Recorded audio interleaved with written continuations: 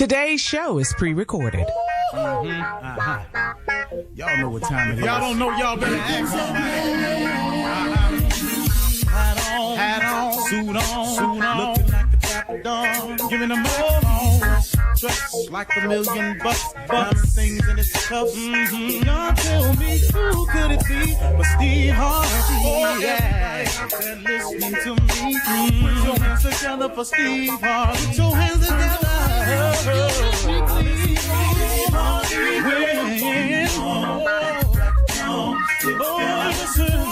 Harvey. Why don't you join? Yeah. Ooh, Steve Harvey. Get on, y'all. Better give me some eggs. Steve Harvey. Yeah, join me. Come with me, help me say. You gotta. Turn it on. Yeah, turn it on. Steve Harvey in the morning, y'all.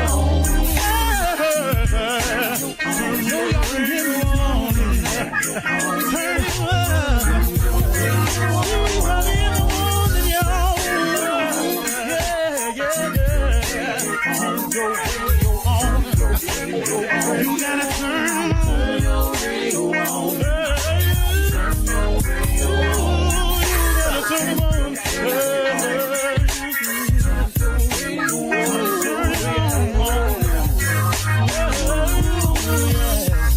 Turn them out. Steve Harvey got to turn them out. Steve Harvey turn them on in the morning, y'all.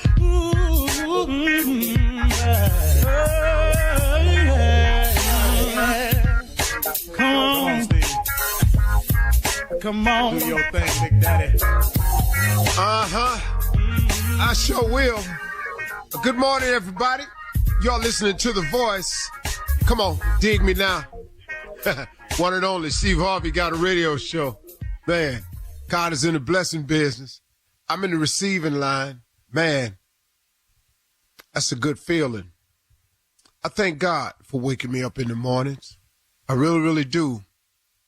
I thank God for the spirit that he wakes me up with, because I finally figured it out. Such a blessing that shouldn't be taken for granted. The fact that you are up today. The fact that you just got off work and you driving home. The fact that you got a job to come home from. The fact that you got a job to wake up to. Whatever it is, the fact that you can see, think, hear, smell, walk, talk, rhyme, reason. Whatever it is, it's a blessing, man.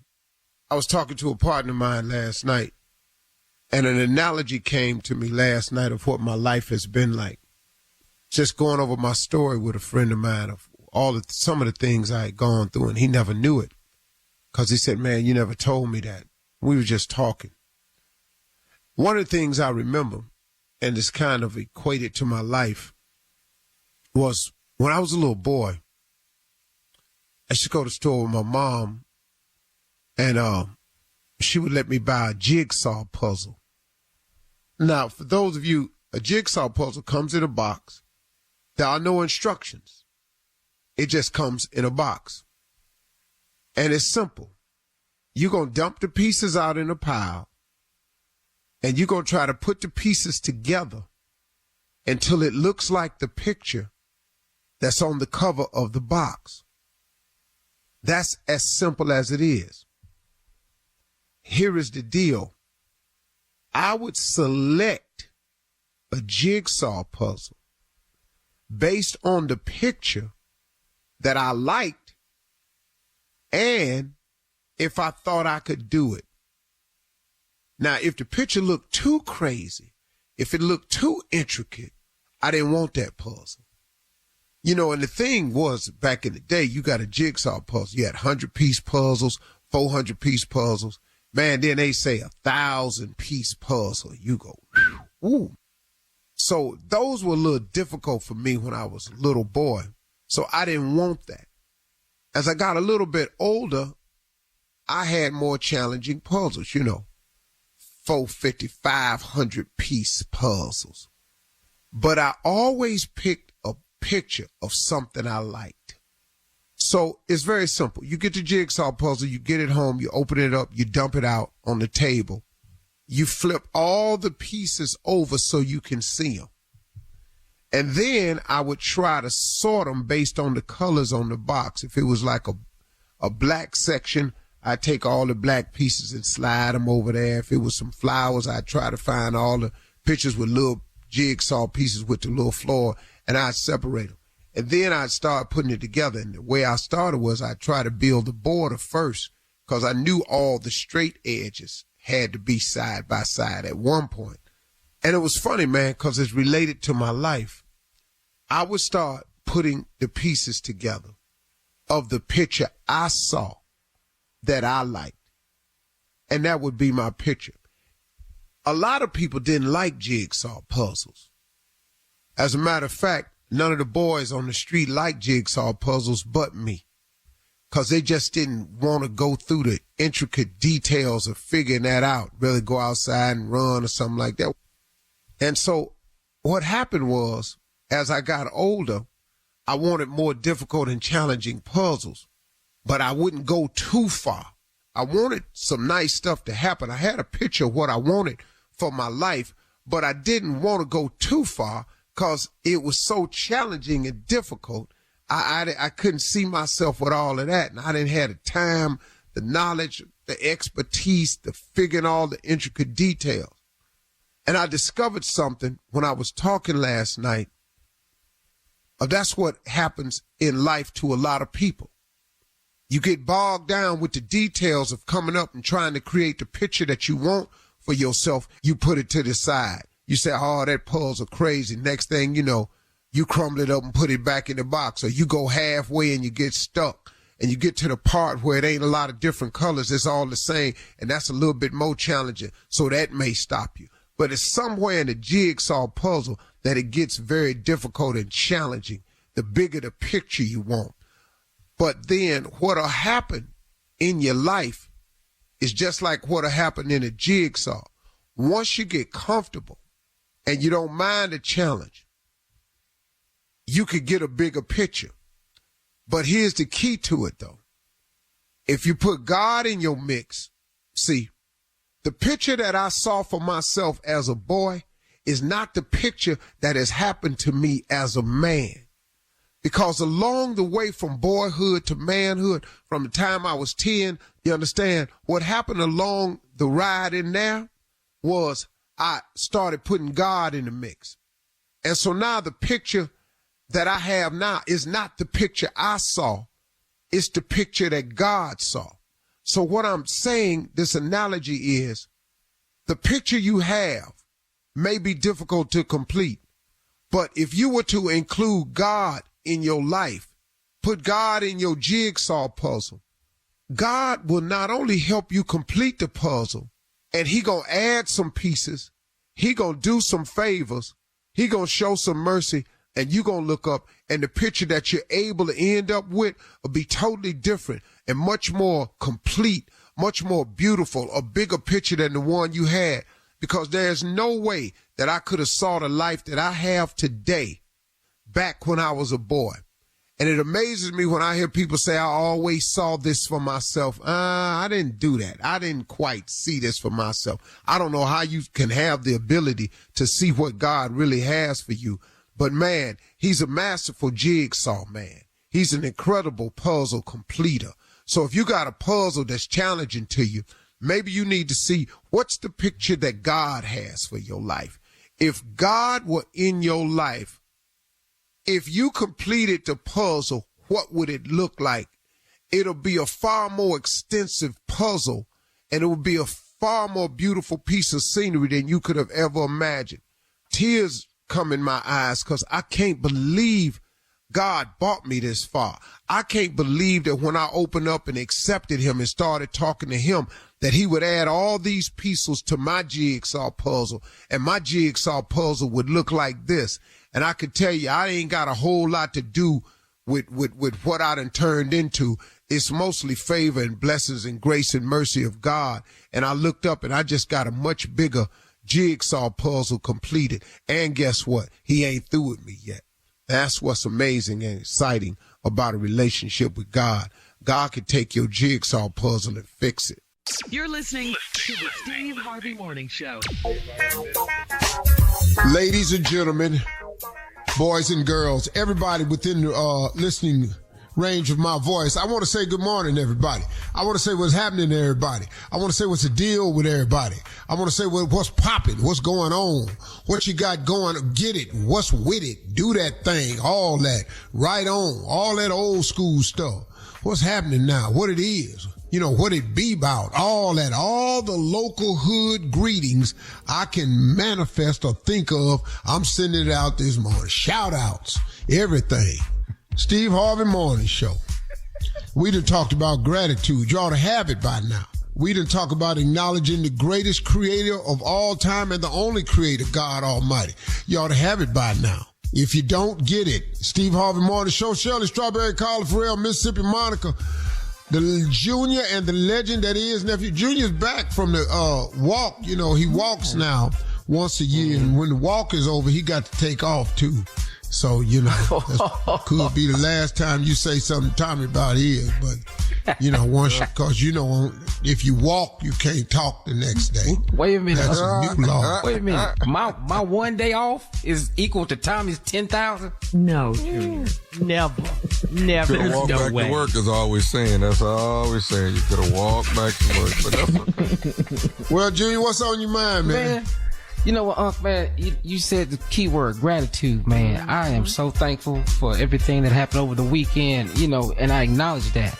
But it's sometimes, Unc, we keep getting into whatever we're doing and we forget to say thank you. But it's some penalties, man, when you're not grateful. Have you experienced the penalties when you ain't grateful? Well, I don't know that I would call it a penalty, but I think that I call it blocking your blessing. It's just a funny thing about it, man. If you don't show gratitude, you've lost the proper mindset that you need to have for the things that's occurring in your life and the things that you hope to occur in your life. And so I think it's more of a blessing blocking than a penalty. Like if you don't say thank you to God, he don't go, okay, now I'm going to show you something. No, it's just go, okay, well, if this is overwhelming and you have no gratitude for what you have, then why would I give this person more stuff to be ungrateful for? It becomes a matter of that. And it's not him punishing you. It's just him honoring what you want. Like, there are a lot of people with blessings, but they complain instead of show gratitude. Man, all this, I got so much to do today. This is overwhelming. It just seems like I can't ever get a break. And, say, instead of saying, thank you, God, for all the blessings. So you run up into the analogy that I learned a long time ago. You can't complain about what's on your plate when your whole goal was to eat. Okay. And that's what happens to a lot of people. So I'm grateful my plate is full. Thank you, Lord, for the full plate. I appreciate it. Because I remember when the same plate was empty. Ooh, yes, sir. You better talk. Amen. Amen. All right, guys. Coming up at 32 minutes after the hour, we'll hear from the nephew as he runs that prank back right after this. See what you walked up into, Junior? You're listening to the Steve Harvey Morning Show. It is time now for the nephew to run that prank back. Nephew, what you got? I know it's stupid. It's time to get naked a little bit, Shirley. Right here, we're going to, just a little bit. Not everybody, just one person. Can I paint your wife naked? Can I paint your wife naked? Hello? Hello, I wish to speak with a Mr. please. Hello, sir. My name is Sebastian. I am with the Art Institute, and I wanted to give you a call about I have a huge showing coming up where I'm going to be displaying my portfolio and all of my drawings within it, but I have one drawing that I'm looking to display that I have not put on canvas yet. And I'm looking to take something of essence to put on canvas. And I wanted to call you about getting permission. Well, wait, hold up, dog. Just to stop you right now, I don't do that, all right? I'm not a model. That's not my profession. So You would not waste your time no more. You know what I'm saying? Just go ahead and go. Mr. I don't think you understand that my showing is going to have some very important people there. I am, like I said before, with Art Institute. Okay, yeah, but like I said, dog, I don't do that. That's not me. I mean, dog, I hate it. You know, what was you just calling folks up? You a solicitor or something? I mean, y'all just randomly picking out folks and trying to get them to model up? Man, I ain't trying to break your heart. Sir, Mr. No, I'm not just randomly calling people. I actually have done research in order to get your number. What I'm doing is I'm not calling you as for being a model that I'm going to portray on canvas, but you have something far more greater visually that I would like to behold on canvas. Now, you're married to, your wife is, am I correct? Whoa, dog. No, for real, who is this? Seriously. I mean, because how'd you get my number? How'd you get my number? Because you talking about my wife and stuff? Sir, how you know my wife? My name is Sebastian. I am with Art Institute. What I'm trying to do is capture and immortalize the beauty of essence on canvas. Okay, yo, for real though, you just can't. You don't talk about my wife, all right? So, I'm not calling in a negative manner towards your wife. I want to mortalize her and capture her on canvas, the beauty that she beholds. I've seen your wife several times. You guys reside. Whoa! You see my wife? Wait, where do you see my wife at? Why you watching my wife? I've seen her. She shops on 125th Street in Harlem. I've seen her so many times there, and she holds all the beauty that an artist would like to put on canvas. Like I said before, I have a huge showing in May. You're welcome to come out as well. Yeah, There's going to be so many important people there, but I want to call and get permission from you about painting your wife. No, you ain't got that permission, Playboy. You just can't go around following my wife and trying to immortalize her, whatever you just said. All right, so no. But I would like to let you know, I have taken the liberty myself. I have painted your wife's head. What? Yo, you have lost your damn mind. You can't be just walking around here painting folks' heads. You got to get permission for that. What's wrong with you? Yo, you are crazy. You don't understand. Your wife holds the essence that every artist wants to. I don't care what she holds. You can't be going around painting folks' heads. What's wrong with you? Sir, that's the reason why I'm calling, trying to get permission from you.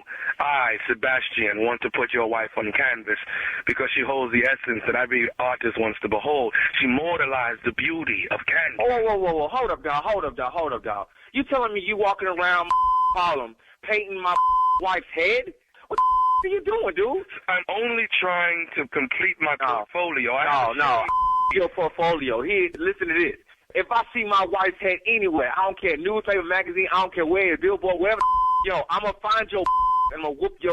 You understand what I'm saying to you? Sir, I don't want to have a duel with you, sir. A duel? What is a duel? What say duel? What say duel? In fact, what name is Sebastian? What kind of name is that, Sebastian? All I want to do is paint your wife in her rawest and purest form.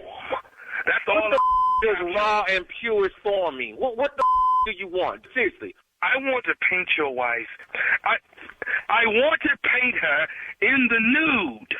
Are you out your mind? No. That's what you should do. Tell me where you at. You want to paint something? I'll give you something to paint. Tell me where you at. 125th. Meet me 125th. That's what's up. I want to whoop your. Meet me. Paint me. Paint me. You out your mind talking about you want to paint my wife in the nude. I'm going to take them brushes and stick them up your. Mr. She holds the essence that every person should. I don't give a what she holds. I don't give a. You out your mind for asking me some like that. Sir, I must ask you, do you think that you are the only person that has seen your wife in the nude? Surely there's been men before you that have seen her in the nude. That. Who the are you? Hey, my wife ain't no mother. You call my wife a. Is that what you saying? Are you calling my wife a you? I want to paint your wife in the beauty that she on canvas. What the did you not understand? I just said you no. I told you meet me on the corner of 125th and Clayton Powell. I got one more thing I just want to say to you. Say it. This is nephew Tommy from the Steve Harvey Morning Show. You just got pranked by your boy. What?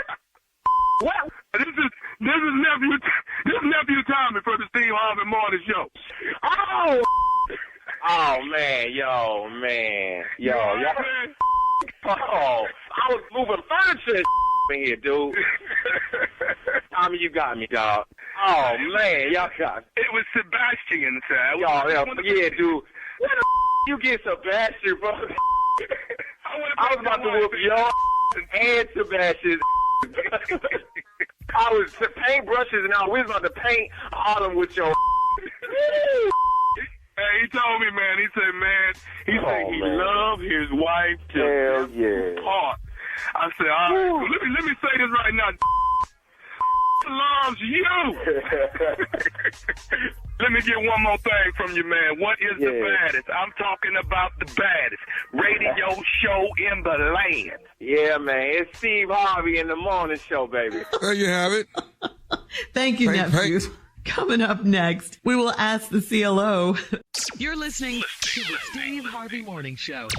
Coming up at the top of the hour in entertainment news, Donald Trump is banned from 37 countries as a convicted felon. And we'll tell you which celebrity powerful couple.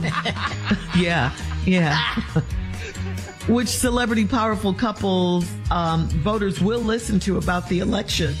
Excuse me. The Roots Picnic Festival in Philly was huge, and Junior is back. He'll give us a recap of the Here's Hope Foundation 5K walk this past weekend. We'll talk about all of these stories at the top of the hour, but right now it is time to ask the CLO. This one's from Jasper in Shreveport. Jasper says, my wife and I are 47 years old. She has a habit of recording everything we do and posting it on Facebook. I told her that's how our lawnmower got stolen after she posted that we were out of town. So how can I make her understand the danger? That lawnmower missing should have been it. Yeah. Now, when they start backing furniture trucks up and you walk in and you ain't got no couch no more, that might do it. I don't know, man. You gotta listen, folks. There are people who do it. They just into it. It's amazing. You know what I've noticed? Like, me and my friends we'll be together, right? And something eventful will happen. And when it's over, we go, man, we should have recorded, because we don't even think like that. Oh, yeah. But in my kids' world, everything. It's recorded. Yeah. If you fall off the boat into the lake, damn help, they get their phone out. Right. That's their first instinct. You're right. Man, I've noticed that they just reach for their phone. So 47, you got to slow down. You post everything. But the posting everything is, a lot of people think their lives is really, really interesting. And the other reason is, a lot of people think somebody cares. See, you got to understand something. The average person really don't know a whole lot of people. And if you get 50, 60 likes, that's a large number to the average person, because who has, you didn't know, and you don't know them, so it's 60 strangers. All of a sudden, you get the idea that people care. Most people don't. Stop posting what you eat. Nobody give a damn. We've seen chicken before. All right. Moving on to Eileen in Cherry Hill. Eileen says, my daughter is 16 and her boyfriend turns 18 this month. My husband keeps saying he's too old for her now that he's about to be 18. We know his mom and he's a good kid. Why is my husband judging him by his age and not his character? Because in a lot of parts of the country, that's prison time. In a lot of parts of the country, that's what that is. And that's his concern. When they were 17 and 16, they was going along with it. But now he's turning 18. And your daughter's still considered a minor. So in some states, that might be considered illegal, I think. But that's the problem. But they're not going to stop liking each other because he had a birthday. As a matter of fact, they're going to celebrate it. So get ready for that, Daddy. Together. Yeah. Yeah. Oh, God. And I know you're paying too, dog. I know you're paying. So, man, bro, hang in there, man. But, but they're not going to break up. It's too late for that. That cannot happen. Yeah. So that's really, at this point, man, that's the toothpaste is out of the tube. Kind of scary. Put it back in. All right. Moving on to Stephanie in Brooklyn, CLO. Stephanie says, I cheated on my boyfriend and got busted, but he didn't break up with me. I immediately lost respect for him after he cried and said he'd do better so I wouldn't have to cheat again. Does this mean he really loves me, or is he just a crybaby? Wow. Yeah. So now, Get away from your way. man, for real. I mean, you're Heartless. you trifling. you know, a man, sometimes, we're not allowed to be sensitive or show emotions or show vulnerability. And now he a crybaby. I cheated on him. Girl, bye. You don't want me, I don't want you. Bye. Go on, whoever you cheated with, go on over there and make a life with him. He cried and said he'll do better. So, man, no, I'm not finna. I'm doing the same damn thing I've been doing. You carry your ass on over there with him. You're mad at Stephanie from Brooklyn. No, man, I'm gonna fix myself because you cheated. Mm-hmm. Man, I wish I would. I wish. Oh, make sure You know how many times? You know how, what? What were you going to say? I'm gonna make sure you and Daryl ain't together no more. I'm gonna do better.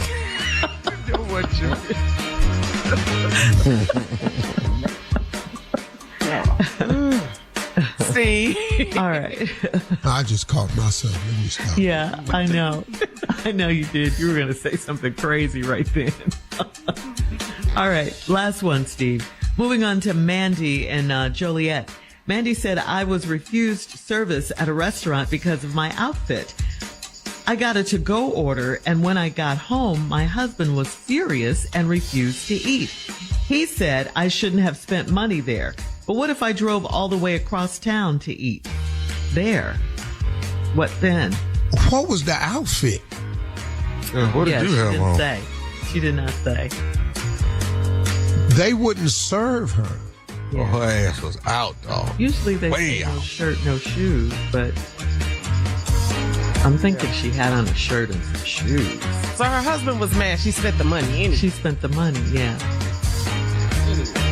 When they refused her. Again, this is one of these letters.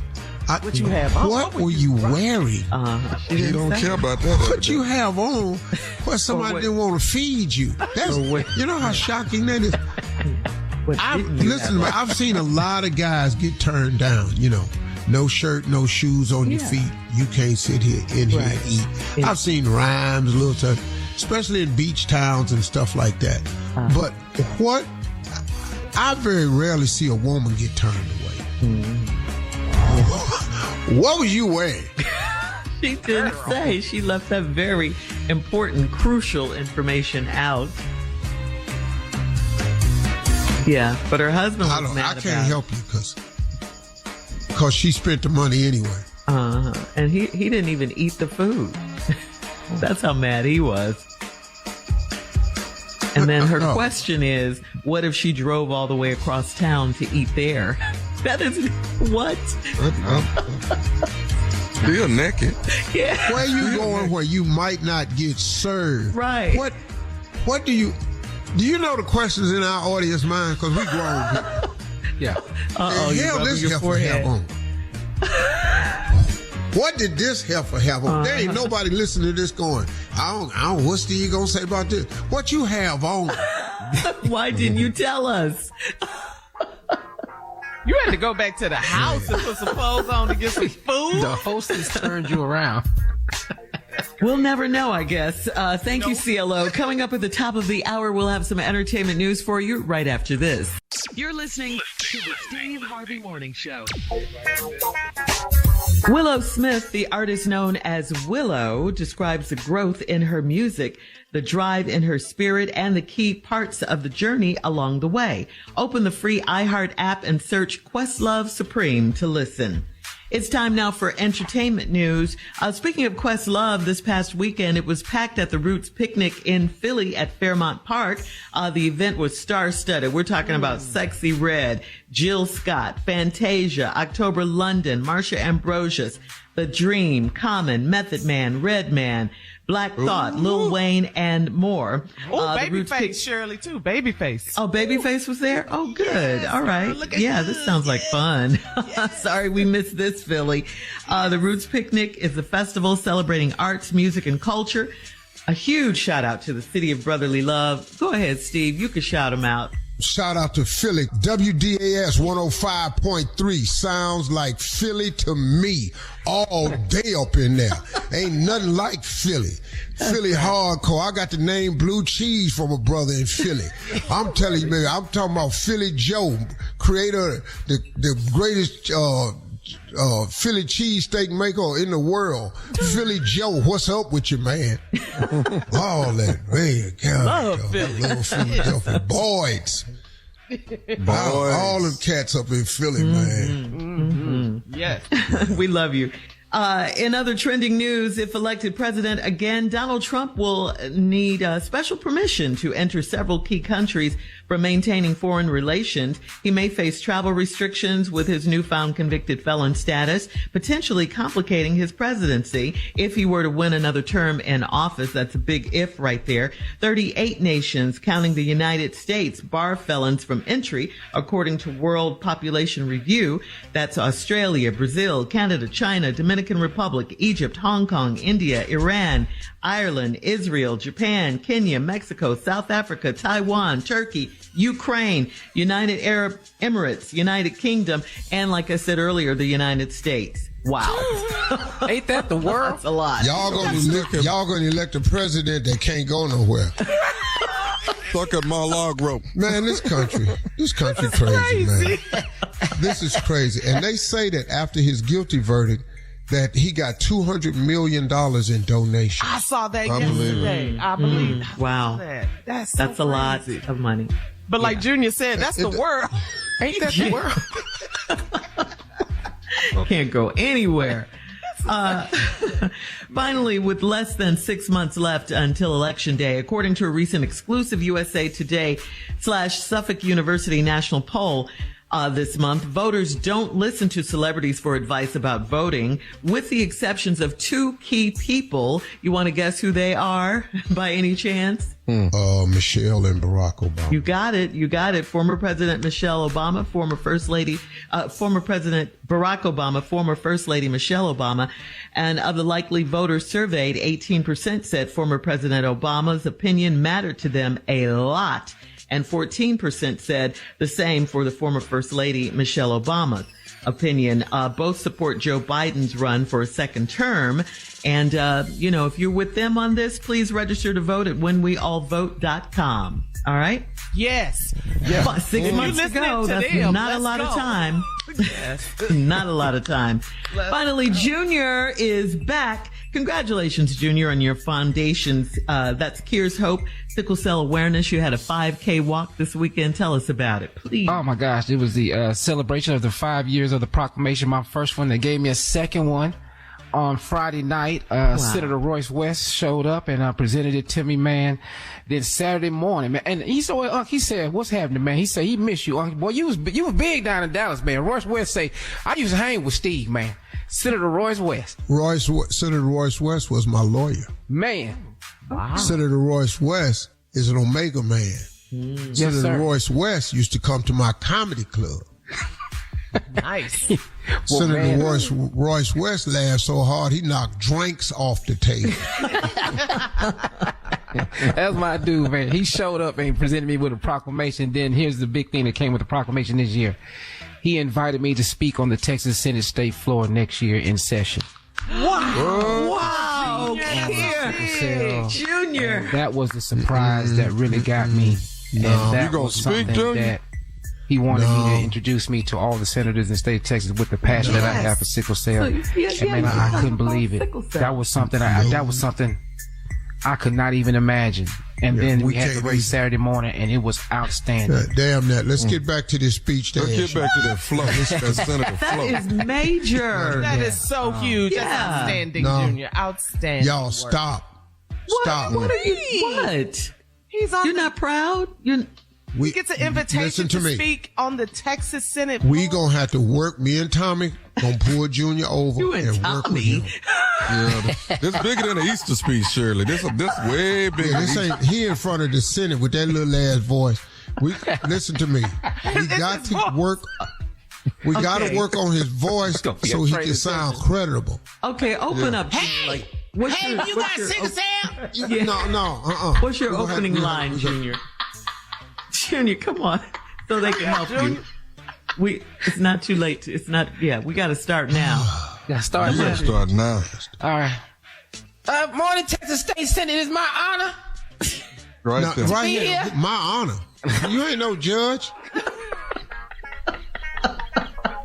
Hey man, we're gonna work on this speech all year. All damn year. We're gonna need a year. See, y'all clapping this. Oh, Junior, that's major. No, it's not. It's that. We can get this whole foundation closed down. If he West don't know what he asking about. I'm gonna have you speak in front of the Senate for your passion. No, we not. Junior, that's a great honor. It really is. Coming up in 20 minutes after the hour, some Father's Day fun facts. You don't want to miss these right after this. You're listening to the Steve Harvey Morning Show. All right, so we all know that Father's Day is Sunday, June 16th. Put it on your calendars right now if you didn't know. Okay, it's right around the corner. And here's some Father's Day fun facts. Pay attention, Steve, because you always say that Father's Day doesn't get, the same recognition as Mother's Day and other holidays. It don't, and you about to prove it.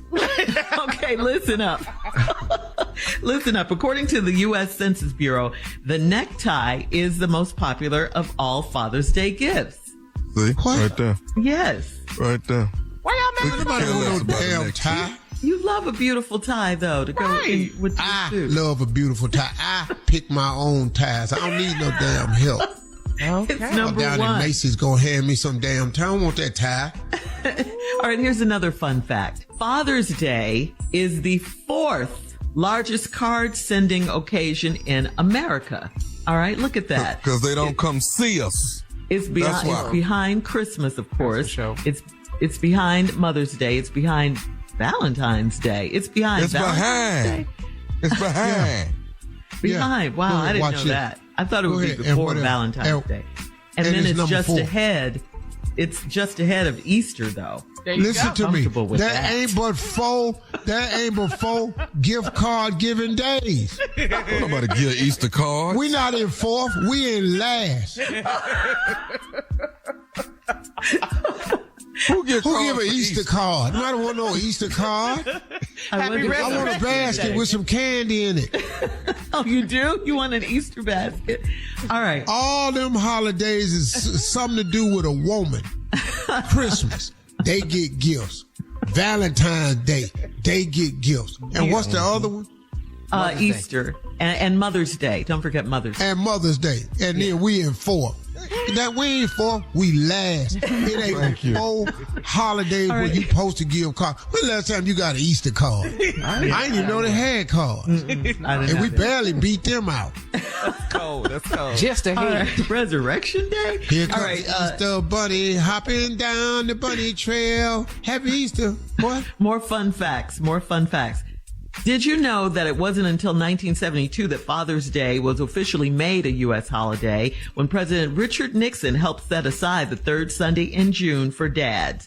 Now the holiday just happened in the 70s? But it originated back in 1910, but again, it wasn't made a holiday. Father's Day didn't happen until the what? Until 1972. It was made an official holiday by Richard Nixon. If I'd have knew that, I wouldn't even had no damn kids. I'll be damned. That's sad. If I'd have knew that, I wouldn't even have had no damn kids. They didn't even give a damn about us to 1972. What? That's as bad as Juneteenth. That's bad as Juneteenth right there. That's all right. Happy Father's Day. It's coming up. Whatever. Coming up in 34 minutes after the hour. We'll check your voicemail, Steve, 877-29-STEVE, right after this. You're listening to the Steve Harvey Morning Show. It is time now to check your voicemail, Steve, 877-29-STEVE. You can call them and leave a message. Your call might just be heard on the air. You ready, Steve? Yeah, I'm here now. This is from Craig in Chicago. Hey, Steve, how are you? This is Craig calling from Chicago, Illinois, and I'm calling because of the verdict that came down this afternoon. Trump guilty on all counts.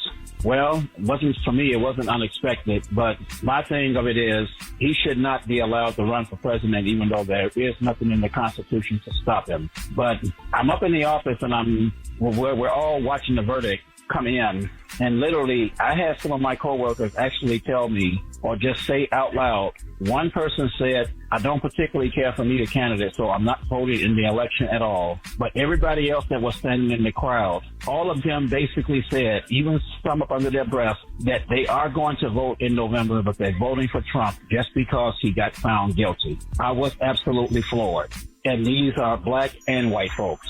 I tell you, we are in trouble. As a people, we seriously need to show up and show out again like we did in 2020. If the courts are not going to stop him or they can't stop him, it's up to the people. It's up to us. That's all I have to say for now. And you guys keep up the fantastic work. I listen to you every day and I enjoy the show. God bless. Wow. Correct. I agree with you 100%, brother. Well said. Our country is sick. Mm-hmm. Our country's sick and it's not going back. I think this is irreversible. This country is eating itself. I don't care who you are. When you sitting up in here looking at this man get convicted by your judicial system that you set up, broke the laws that you set up, did nobody make him a felony? He did this, guilty. A jury of his peers, your system. And now you want to make him president of the United States because they found him guilty? Man, this is a sick world we live in. The United States, man, I'm going to tell y'all right now, this country is in trouble. This country is in trouble. If this is allowed to happen, then what else is allowed? And this is by the leadership that you elected. Them Republicans are 100% behind this convicted felon. To the point where the Democrats can't even say, Joe Biden has to distance himself from the verdict so they don't continue to use this as political weaponization of the Justice Department. Mm-hmm. So he has to say that. So you can't even speak up for justice because that's considered an injury. Man, please. Yeah, wow. We have another caller, Steve, from Philly, also has a comment about Trump being a convicted felon. Hey, Uncle Steve, you get to hear that verdict? Donald Trump found guilty, 34 counts. Now he's a convicted felon. Now he's allowed to run for president. You might as well give a shout out to my cousin Ray Ray, Tell them, look, they can go get a post office job. At UPS, they've convicted felons. Anybody who's a convicted felon, let's go get some work. Give them some jobs now. Donald Trump, a convicted felon, and running for president of the United States. What about those convicted felons that can't get a job? They should better get jobs too now. He opened that part up. So shout out to all the convicted felons. UPS, the post office is hiring, the police department, the sheriff's departments are hiring. Go get you a job. Thank you, Uncle Steve. Share that with the world.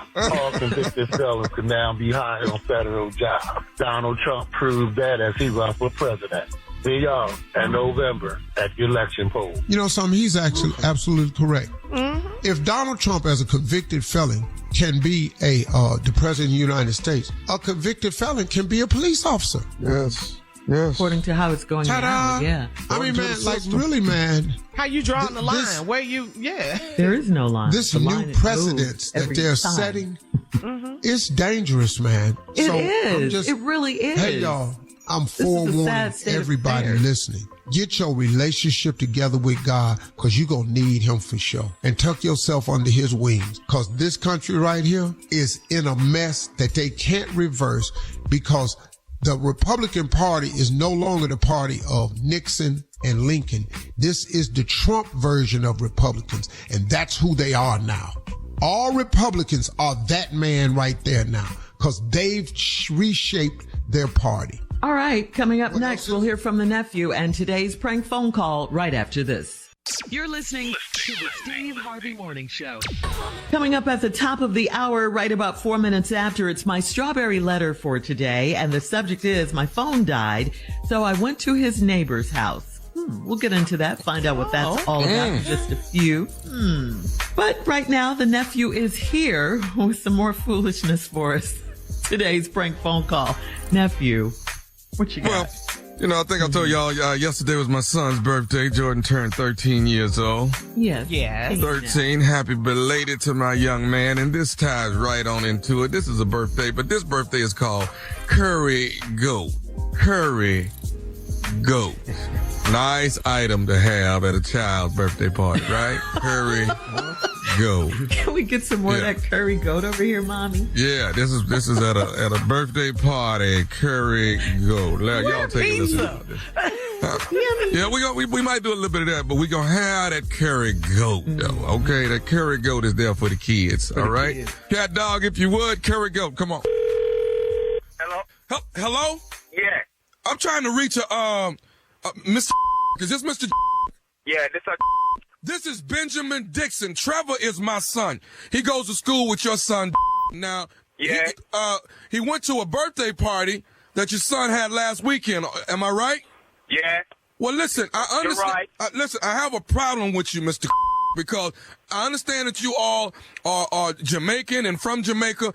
But listen, you guys serve the children curry goat. You don't serve kids curry goat. Everybody's child doesn't eat curry goat.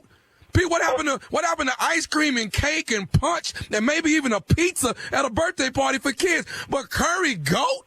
That's out the question. You mean?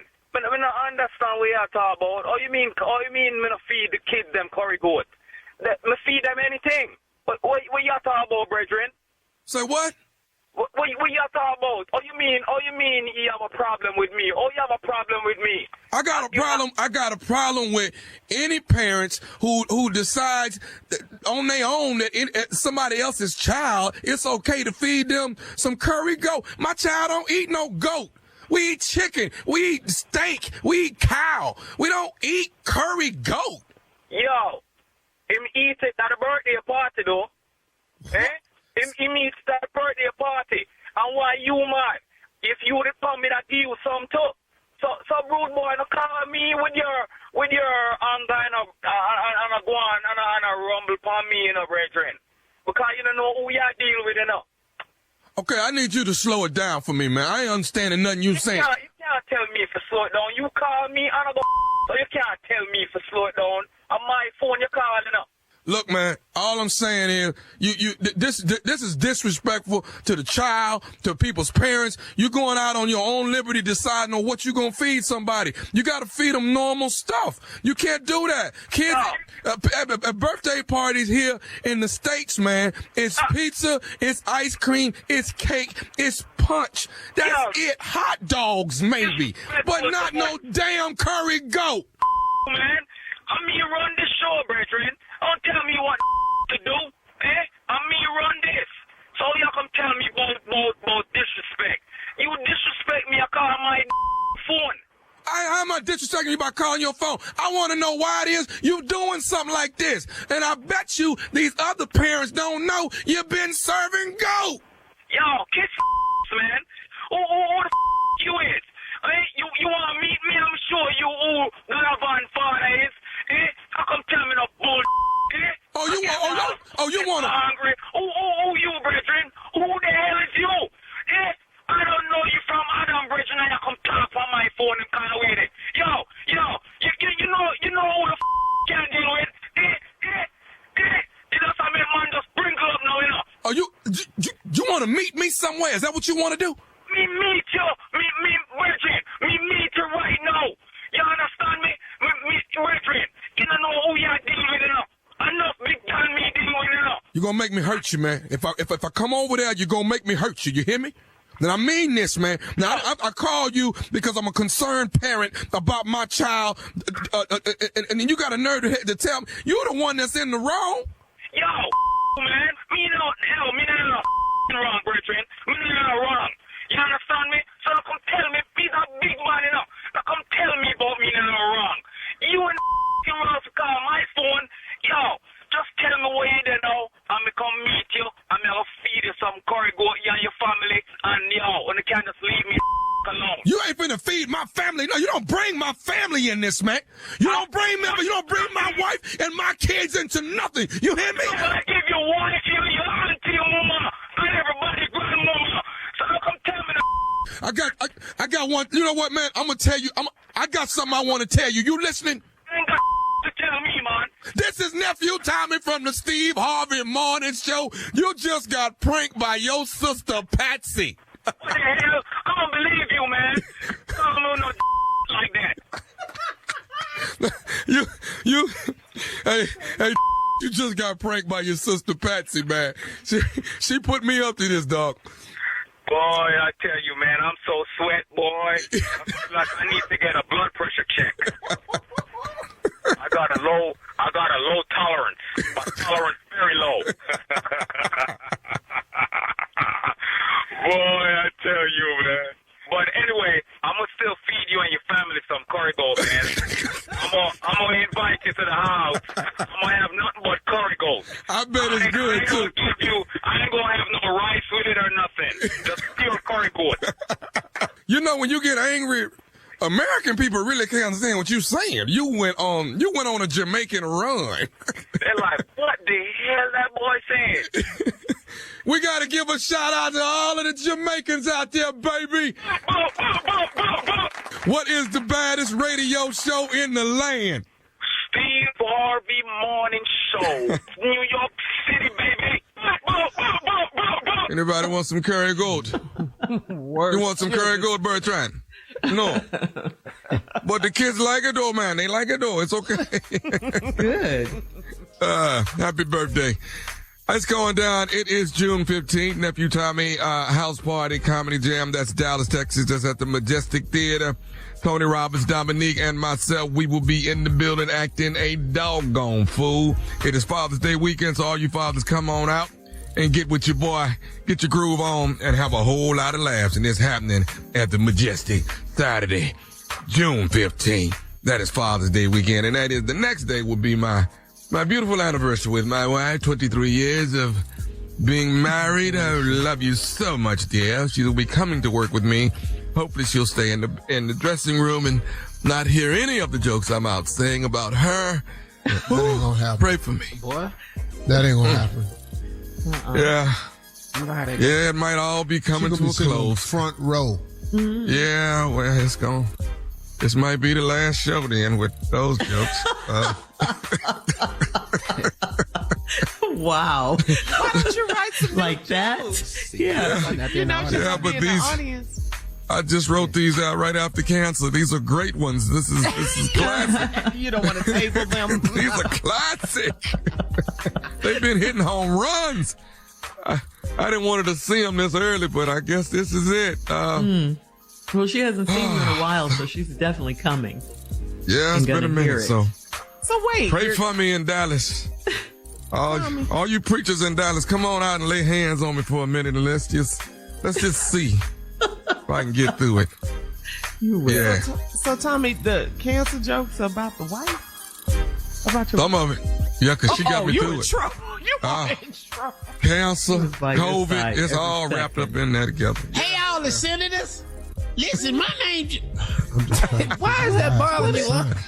You still trying to figure that out? Came out of nowhere with that. Yeah. Yeah, I'm just trying to figure out what Junior gonna say to these senators next year. Because Tommy said Dallas, you tying all the Dallas stuff together. All right. We're moving on. Thank you, nephew.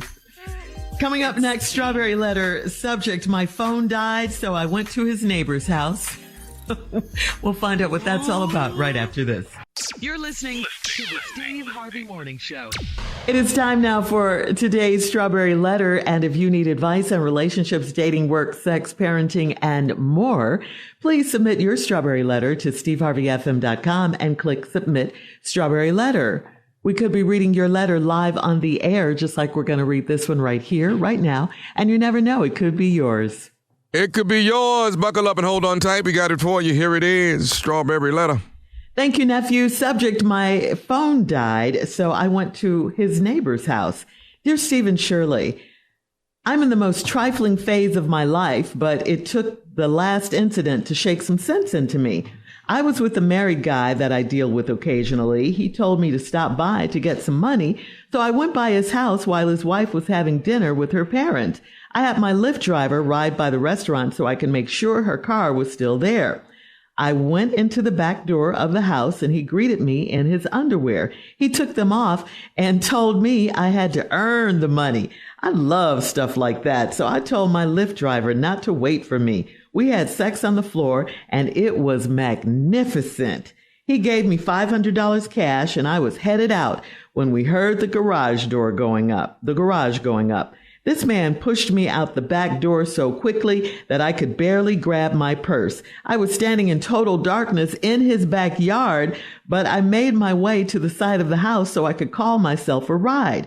My phone was dead, and I was stuck in the suburbs with no way to get a Lyft ride or call any of my friends to come get me.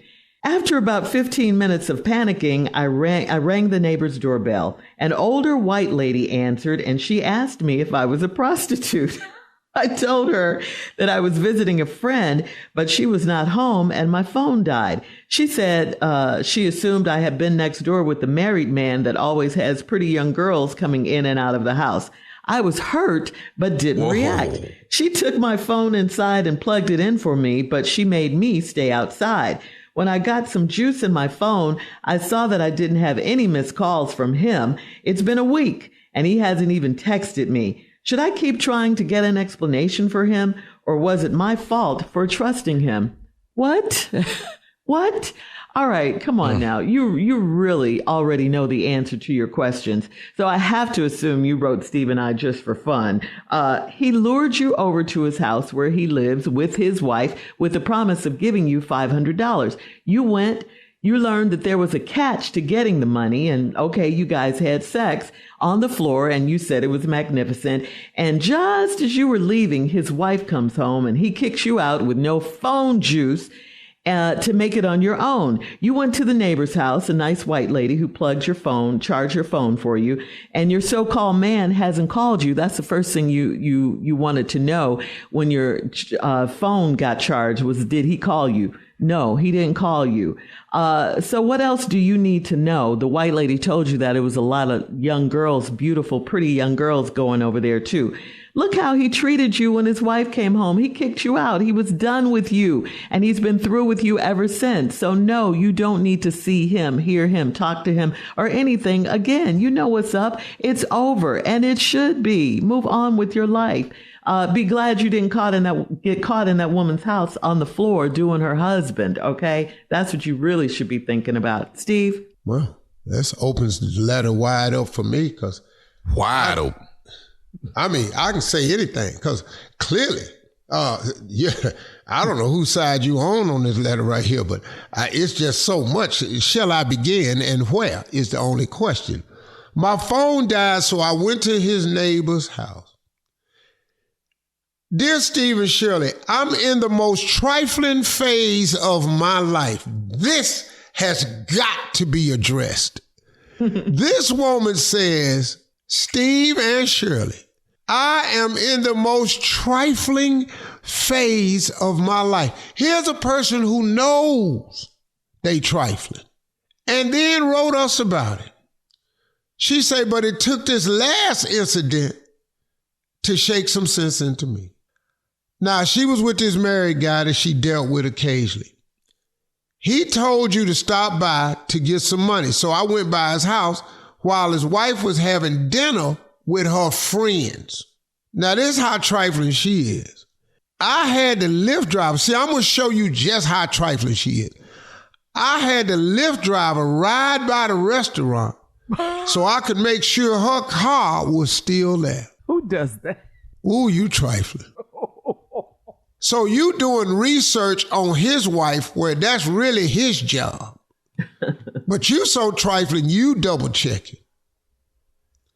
I went to the back door of the house. He greeted me in his underwear. Then he took them off and told me I had to earn the money. I love stuff like that. What? Wait a minute, hold on. She loved it. She said, I am in the most trifling phase of my life. He took his clothes off and said, you got to earn the money. I love stuff like that. So I told my Lyft driver, she will back outside walked to the front of the house, because the Lyft driver ain't pull all the way in the back, and told her not to wait for me. We had sex on the floor, and it was magnificent. Flow sex with the married dude at his house by the back door to earn $500. Yes, you are in the most trifling phase of your life. I agree. Then you was headed out and you heard the garage come up. This man pushed me out the back door so quickly, I could barely grab my purse. I was standing in total darkness in his backyard, but I made my way to the side of the house so I could call me a ride. When we come back, the rest of how trifling she is.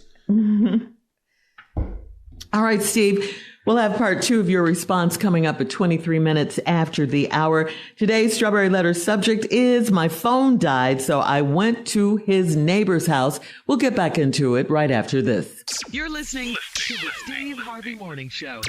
All right, come on, Steve. Let's recap today's Strawberry Letter. The subject, my phone died, so I went to his neighbor's house. Opening line. I am in the most trifling phase of my life. And Lord have mercy, this lady did not disappoint us. She's dating a married dude. The married dude told her to come over. She needed some money. She got a Lyft. She ain't got no car. She got a Lyft driver to take her and said his wife was at a restaurant, so come by. She had the Lyft driver take her by the restaurant so she could double check to see if the wife was still there. It was. She drove, had the Lyft driver drop her off. She go to the back door. He opened up the door standing there in his drawers. Then he said, you got to earn the money. She said, I like stuff like that. So they had sex in the floor and it was magnificent. She got up and all of a sudden she heard the garage door opening. The man pushed her outside so fast she didn't have time to grab her purse. So now she's standing outside in the dark. Total darkness. But I made my way to the side of his house so I could call myself a ride. Then her phone was dead. Now she's stuck in the suburbs. Now when people say they stuck in the suburbs, that means they live in the hood. Yeah. This is what that means. This is how you analyze. I was stuck in the suburbs. That's cause she don't live out there. She from the hood, which ain't nothing wrong with that. But now she out of her element. With no way to get a Lyft ride or call any of my friends. After 15 minutes of panicking, I rang the neighbor's doorbell. Now here's where the letter even get more trifling.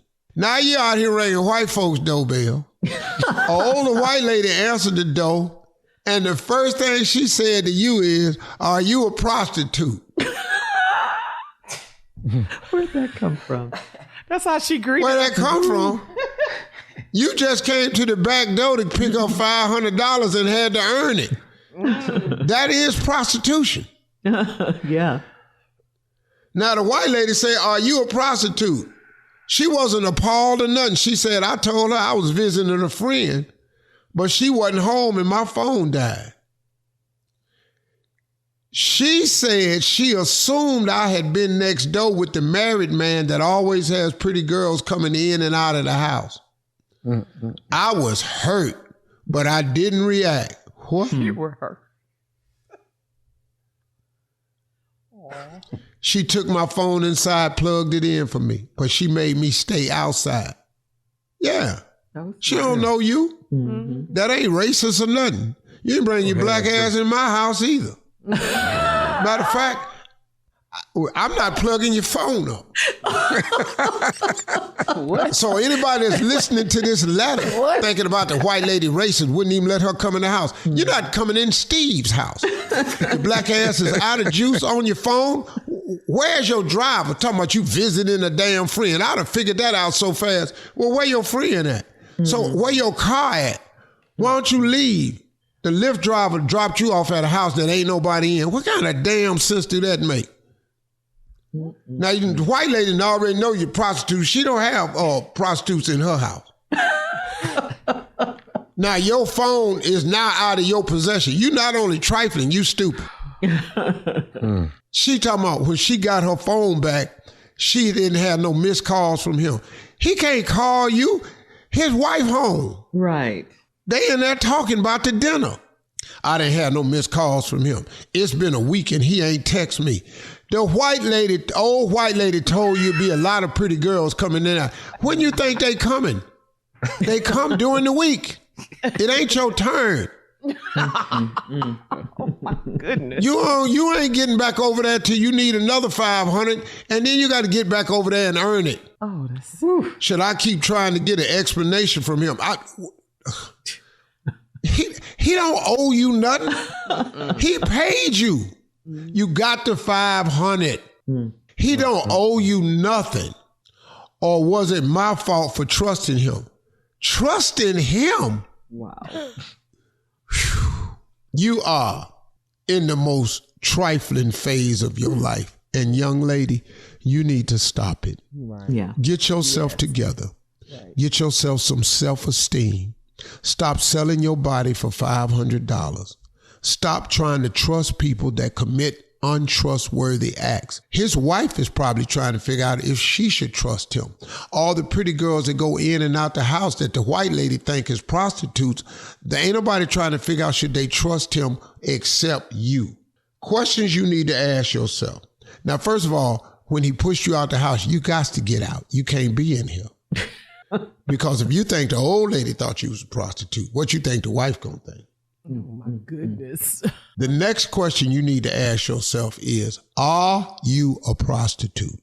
And young lady, the answer to that is no. You've made a mistake, an error in judgment. You're in a trifling phase of your life and you need to stop. I hope this is shaking you to where you go and find yourself.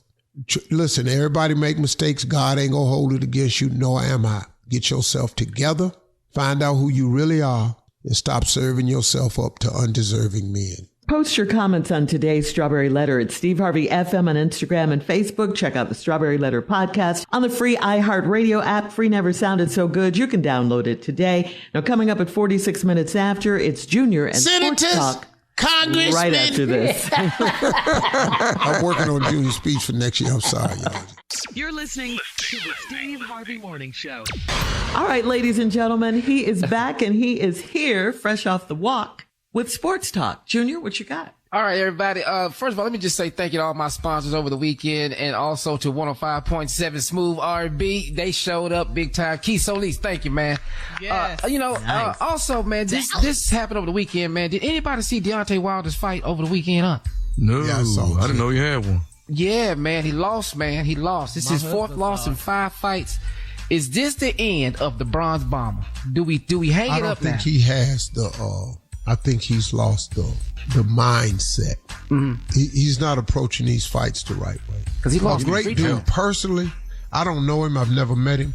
I think he's a great dude, man. I love the way he talks. I love the way he is. But he's not putting the time in. The way he got knocked out, it didn't make no sense. Because he got knocked out because he broke the first rule of boxing. Defend yourself at all times. He did the most amateur thing I've ever seen a professional do in the ring. He turned his back on the fighter. Wow. The fighter reached around, cold cocked him, knocked his ass out. Dog, why you do that? Was he distracted or something? Distracted? No. Yeah, I mean, is that why he turned around? I don't get why he turned around. No, Shirley, he's not distracted. He knows he in a boxing ring. What did he turn around for? Yeah, what happened? He swung at the dude and missed. And then he turned around and was looking like he was walking away. The dude just walked up and cold cocked him. The fight was over. In the 5th round. That's it. So did he think you think you can't get hit because you turn your head, you turn your back? Yeah, man. Dog, the number one rule of boxing, they tell you, defend yourself at all times. Even if the referee say break, defend yourself on the break. Because we're in a fight, man. This is a fight. Yeah. Wow, man. And he's just not, he need a new coach. Yeah. New trainer, evidently. Well, man, he just, it's time, man. You lose 4 fights, you're not going to get a shot at the championship title again. You're not going to get that, man. Not losing 4 out of 5 fights. You lost 3 times. He ain't whipping nobody, man. And he's a great dude, man. Yeah. Man, great dude. This is sad. Well, he need to find great stuff to do. This ain't for him, no, though. He need to find other stuff. Quit turning your back to people. That's what you need to do. Train on that. All right, game one of the NBA Finals, the Mavericks and Celtics will be Thursday night, man. Do you have any feelings about this one? I'm going with the Mavericks. I'm going with the Mavs. I'm going with the Mavericks too, man. Yeah, good choice. Going with the Mavs. Good choice. I'm Dallas all the way. All the way, man. All the way. We're going to have to see. I'm pulling for Kyrie. I'm pulling for them two young boys, the bigs that they got that actually Derrick Jackson Jr. big. and Gafford. Yeah. We pulling for them. Let's go, Mavs. Here we go. All right, Junior. Thank you. Coming up at the top of the hour, a man on social media, Steve, needs some advice. He says, is there a rule when it comes to cooking and cleanup? We'll talk about it right after this. You're listening to the Steve Harvey Morning Show. Steve, this is from Corey on Steve Harvey FM. Corey says, throughout my childhood, I was brought up on a rule that one person cooks and the other person cleans up. It made sense to me, and it always seemed like a fair way to do it. Now I'm grown and in my first live-in relationship with a woman, and I'm discovering that not everybody was brought up that way. When she cooks, I clean up. When I cook, I swear the dishes would just sit in the sink for a month before anything would be done about them. I'm thinking this is one of those little issues that can turn into a big resentment down the road. How do I address it without appearing combative or accusatory? Is this a rule anywhere else, or was it just in my house as a kid? That's just your house, dog. Yeah. Ain't nobody doing all that. And you need to find out gotta clean up. If she's a great person, what you tripping for. Now, if she don't like cleaning up, that could be an issue. But this rule you got, but you have it as an unspoken rule, and you're not being clear about that. Because obviously she ain't paying no attention to it. See, she cooking, you been cleaning up, so she didn't equate the two together. Right. Okay. That's the rule we grew up. I grew up with that. I mean, people do. People have that. You do it today in my house when I cook. Growing up, at least Carol wouldn't come and do my dishes. We don't dare. We ain't doing that in my house. I'm not cleaning. I gotta throw these forks away. I don't give a damn if you're in there spiraling a ham by hand. I'm not cleaning. You have people though. I don't give a damn how intense. I don't care if you're in there cleaning all the fish. I'm not cleaning up. The fresh people. I'm not eating with no. So you just walk by the sink. Dirty fork all upside the refrigerator. I'm not wiping them off. So you just walk by the kitchen sink. You don't hey, touch dog, nothing. I'm not cleaning up nothing, man. I told you that ain't what I do. He don't clean and he won't bathe. I just don't know what to do with it. He's trifling, Tony. Well, you know. We have time for another one, Steve. This is from Michelle on Facebook. Michelle says, my job puts out free snacks in our break room every day for the employees. Usually only about half of the snacks will be eaten by the day's end, but this one coworker will go in there at about 5-ish and fill his backpack with everything that's still left. There's no written rule that he's breaking, but it just seems wrong, and it irritates me. Should I say something to him or to management? No, it ain't your business. Yeah. The company puts out free snacks, and y'all don't eat them all day. He wait till the end of the day, and everything y'all left, he put in the backpack. If he don't do that, your company gonna stop putting out the amount of snacks. Go to waste. Yeah. You see what I'm saying? Mm-hmm. He's creating what's called job security. Is that what it is? Oh, wow. Yeah, you didn't pay for the snacks. Them ain't your snacks. They the company snacks. But why is she irritated? Why does that irritate? But that's what I'm saying. Mind your damn business. Yeah. Why is it bothering you? He ain't over on your desk taking your snacks. He taking it from the break room that the company puts out for everybody to eat anything they want. He wait to the end of the day. When everybody got what they want, let me go on in here and load up my backpack. Now, he got a snack center catering table at his house. Yes, he does. Make money. Now, when people come over his house, guess what he got? Snacks. What you want? Pick your choice. This next barbecue look live, man. You got meat, snacks. Hey, y'all gonna get some of that to the barbecue. Get ready. I think he's a brilliant guy. Doritos. Why is that bothering you? And leave that damn man alone. Yeah. Nobody even like She's her. gonna tell He said he brilliant. Management? Come on now. Nobody like her. That's a lot. That is a lot. Now she going to tell it. Yeah. Good afternoon, senators, Congress, Why is you? Nobody knows. judicial system judges, aldermen, councilmen, elders, bishops. More. Junior got a speech in front of the Senate next year, and I'm trying to get him ready, but I just don't know where we go. Coming up at 20 minutes after the hour, right after this. You're listening to the Steve Harvey Morning Show. Okay, so Steve and Tommy, you guys love to fish. We all know that. Well, did you guys hear? Yeah, did you guys hear about this couple from Queens? They pulled a safe with $100,000 in cash inside from the bottom of a lake in Corona Park while, quote, magnet fishing. This is according to the New York Post. The couple, their names are James and Barbie. They tossed a line with a strong magnet at the end into the water. When they felt something bulky at the end, they pulled it out and it was an old safe. They were able to pry the safe open. They found stacks of $100 bills. But unfortunately, the bills were ruined by the water. They were wrapped in plastic. The couple, all that, and then they was fishing for that then. They fishing for some metal if they got a magnet on it. Is that what that means? They ain't I fishing have for a problem with this story. Okay, what's your problem? First of all, I don't know how this got into the news. Because if I find a safe with 100,000, I'm gonna be so damn quiet. Here's the other problem I got. What else? There is no way that money is ruined. Look at the picture. Listen to me. Yeah. I'm gonna get me a clothesline and an iron. We finna get this money straightened back out. You gonna have to. Somebody at the store gonna have to tell me it ain't no more good. Coming up at 33 minutes after, we'll play a round of Would You Rather right after this. You're listening to the Steve Harvey Morning Show. It is time now for a round of Would You Rather. Would you rather win $1 billion but lose all your memories, or keep your memory but live with the money you have now? Oh, no. No, I want that big. I want that billion because I don't want to remember nobody know anyway. With this billion. I'm trying my best to forget everybody. People just be walking up to me. Time, I ain't even turning around. I don't know who y'all talking to. Junior? Yeah, $1 billion. You talking to me? Who mom and daddy is daddy now? That's mine. Man, I don't recall them people. $1 billion? You don't even know your mom and dad? Who? Hey. That's a whole nother life. Nother life.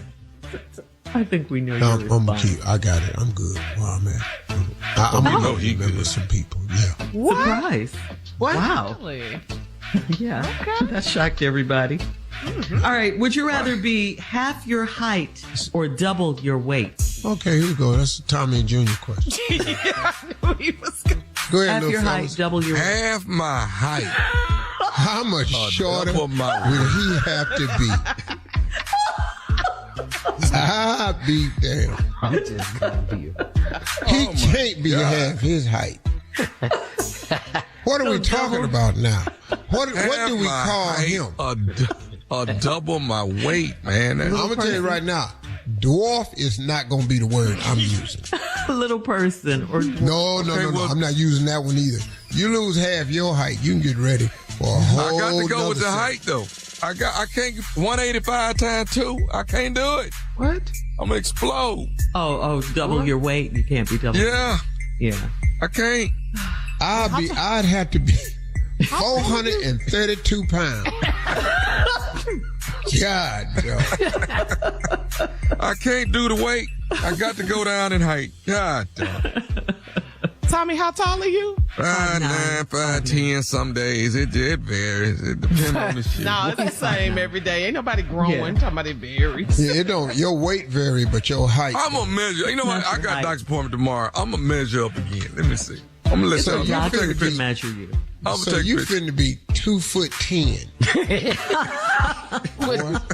What you call that, huh? What you call that? The little person. Whoa. You finna be a G.I. Joe. Man. Would you rather have financial issues or would you rather have sexual issues in your marriage? Which one? Financial or sexual? Oh, financial. In your marriage? Yeah. Yeah, I worked in financial issues. I ain't gonna have no sexual. I don't want the I have financial. sexual issues, because if you got money, you can fix that. Yeah, we can fix it. I don't know what y'all Give me the talking sexual about. issue. I'll take a sexual issue and then give me this money and then watch me not care. That part. All right. That's today's round of Would You Rather, guys. You have Thank a sexual issue, Steve. Yeah, I'm finna go buy a new watch. Coming up in 49 minutes after, it's our last break of the show, and we'll close it out with the one and only Steve Harvey right after this. You're listening to the Steve Harvey Morning Show. All right, guys, here we are. Last break of the day on this Tuesday. Oh, man. Yeah. It's been a good day. Yes, Steve. What up, big dog? What up, man? Listen, Junior's 5K was the other day, and This past it weekend was a in huge Dallas. success. It went over so well. He had huge sponsorship. He's thanked everybody. And he's been doing this run for so long that it's finally starting to get the recognition that it deserves, because his fight for the people who have sickle cell is finally being recognized by people.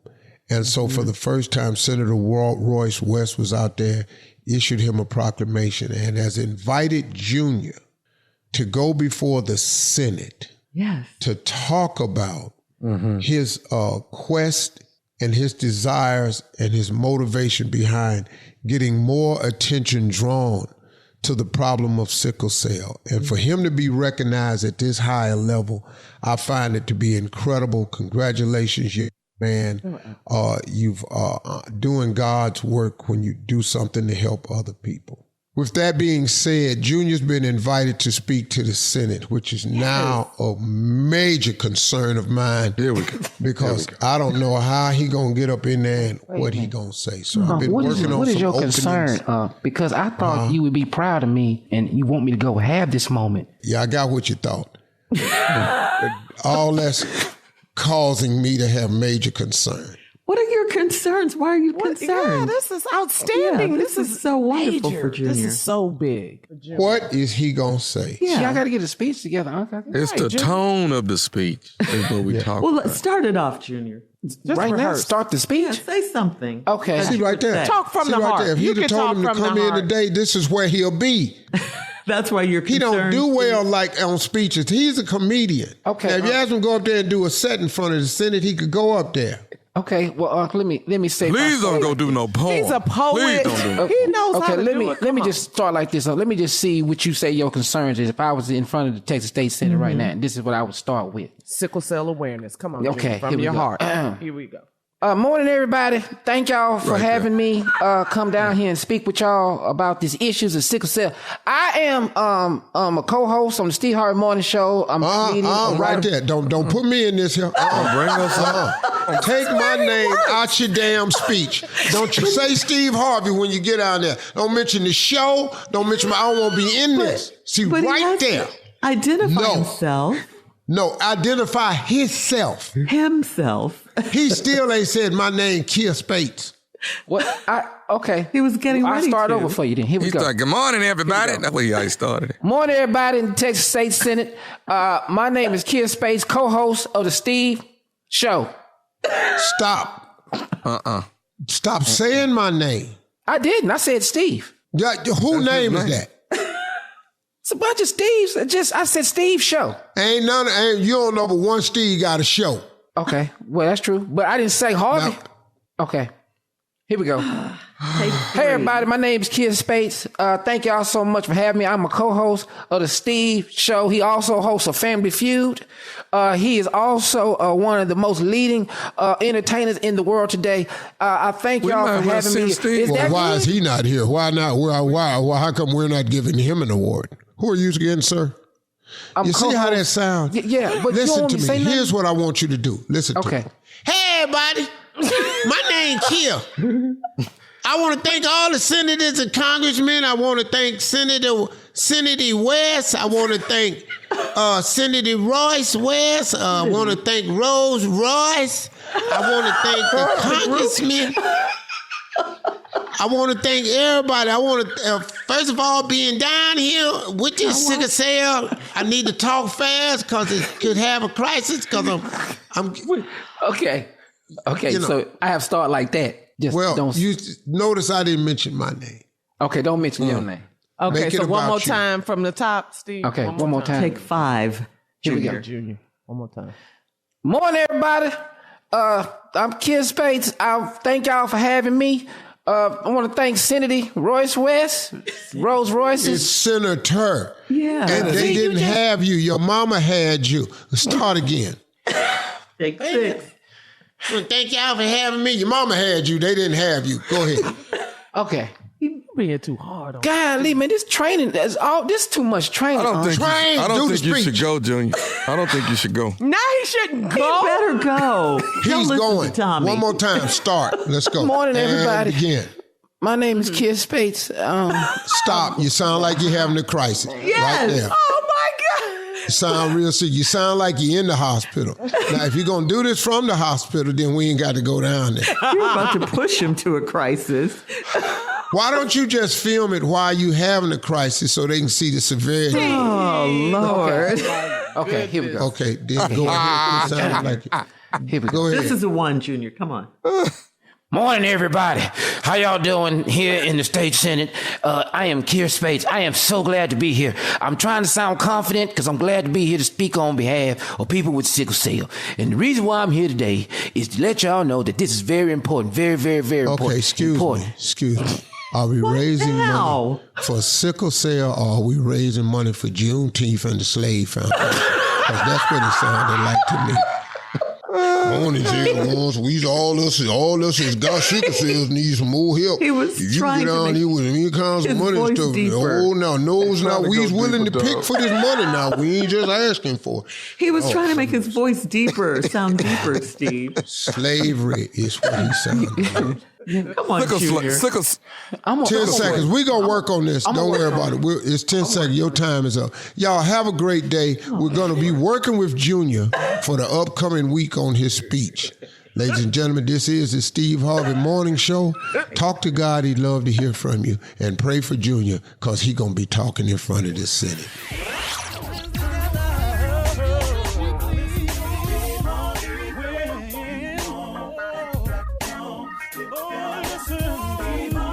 For all Steve Harvey contests, no purchase necessary, void where prohibited. Participants must be legal U.S. residents at least 18 years old unless otherwise stated. For complete contest rules, visit SteveHarveyFM.com. You're listening to the Steve Harvey Morning Show.